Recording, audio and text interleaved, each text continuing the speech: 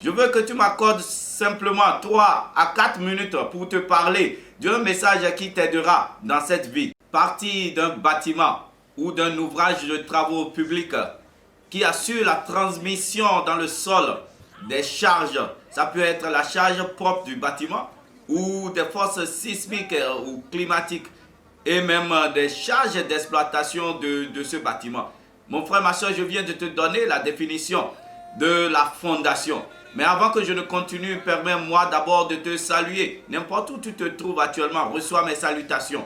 Et je prie pour toi dans le nom de Jésus-Christ de Nazareth, que Dieu ouvre ton cœur pour recevoir cette parole. Que l'Éternel permette que cette parole produise de fruits dans ta vie. Sois béni, sois fortifié. Dans toute situation que tu traverses, que la main de Dieu soit sur toi dans le nom de Jésus-Christ de Nazareth. Revenons à la fondation. J'ai parlé de la fondation parce que tout ce qu'on construit dans cette vie a besoin de fondation.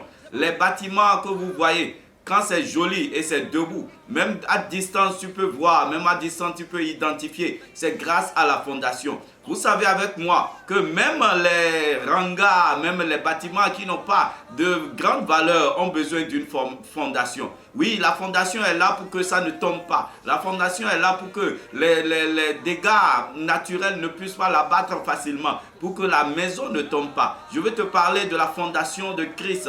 Il faut avoir Christ comme ta fondation. Voilà mon message de ce jour. Voilà le message que je veux partager avec toi. Quelle est ta fondation? Tu es basé sur quoi? Si tu prends ta force, si ta fondation est sur les hommes, tu tomberas. Parce que l'homme t'abandonnera, l'homme te laissera. Mais si ta fondation est sur Christ, je te rassure, mon frère, ma soeur, que tu ne tomberas jamais. Je te rassure, mon frère, ma soeur, que rien ne va t'atteindre. Je te rassure, mon frère, ma soeur, que malgré les difficultés, que tu ne vas jamais avoir des conséquences comme les autres. La Bible nous dit, dans Matthieu 7, le verset 24, que c'est pourquoi quiconque entend ces paroles, et que je vous dis, et les met en pratique, sera semblable à un homme prudent qui a bâti sa maison sur le roc.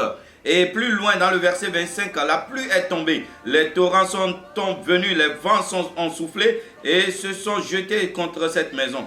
Elle n'est point tombée parce qu'elle est fondée sur le roc. Le roc, c'est Christ. Prends Christ comme ta fondation. Le commerce que tu fais actuellement, que Christ soit la fondation de ton commerce. Les activités que tu fais, que le Christ soit la fondation de ton activité. Ton mariage, que le Christ soit la fondation. Et si tu veux que ça ne tombe pas, il faut te baser sur cette fondation. Ce n'est pas pour rien que l'Éternel a appelé Simon, il a appelé Céphas, ça veut dire rocher, ça veut dire roc. Et il lui a promis que c'est sur toi que je vais bâtir mon église, pour que rien ne puisse l'atteindre. De la même façon, si tu bâtis ta vie, si tu fondes ta vie sur Jésus-Christ, rien ne peut t'atteindre. Dans le verset 24, si je repars, lorsque tu écoutes ces paroles, que je te dis aujourd'hui, tu ne tomberas jamais. Lorsque tu écoutes ces paroles, tu es un homme prudent. Lorsque tu construis sur le rocher de Christ, tu es un homme prudent. Et il ne te laissera jamais tomber. Qu'il en soit ainsi pour toi dans le nom de Jésus. Mon frère, ma soeur, voilà le message que je veux partager avec toi et que l'Éternel te bénisse, que l'Éternel soit avec toi, que la fondation de Dieu soit sur toi. Ce qui tombera comme pluie, ce qui tombera comme tempête, ce qui viendra comme vent violent, ça te touchera, mais tu n'auras rien comme conséquence. Tu ne tomberas jamais. Ta vie ne tombera jamais. Tes entreprises ne tomberont jamais. Ta maison ne tombera pas. Ton intelligence ne tombera pas, ton succès ne tombera pas, ta victoire sur tes ennemis ne tombera pas et ton élévation ne tombera pas, ta bénédiction ne tombera pas. Qu'il en soit ainsi pour toi, maintenant et pour toujours, dans le nom de Jésus-Christ de Nazareth. Amen. Toujours votre frère Taoshia Bofoilo.